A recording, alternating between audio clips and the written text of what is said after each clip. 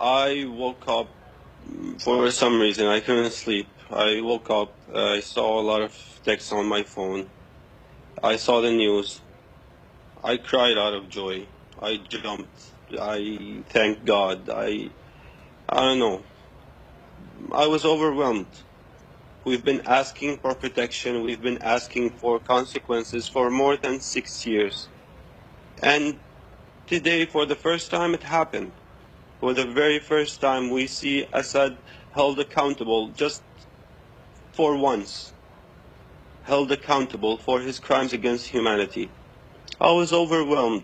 I felt grateful for President Trump. I felt grateful for the United States. I felt grateful for each and every person who lobbied and called and kept on talking until someone actually listened. There are people in America, and I hear you supportive of President Trump, and so many people are, Democrats and Republicans, but there are also people over here in America who are saying, all right, so clearly President Trump is motivated by just, as we all have compassion for these just horrible images of these babies who were killed, but at the same time, this is a man who doesn't want Syrians to come into this country with this refugee ban. I want to just play some sound.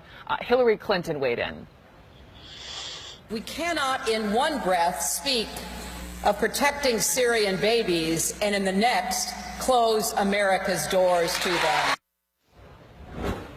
Quickly, Qasim, how do you see that?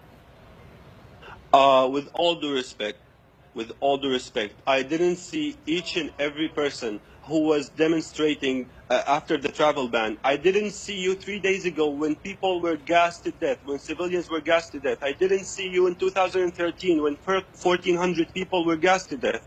I didn't see you raising your voice against President Obama's inaction in Syria that led us refugees, that made us refugees get kicked out of Syria. If you really care about refugees, if you really care about helping us, please help us stay in our country. We don't want to come to the United States. We want to stay in our country. We want to stay in our country. With all due respect, this is hypocrisy. If you really care, help us stay in our country.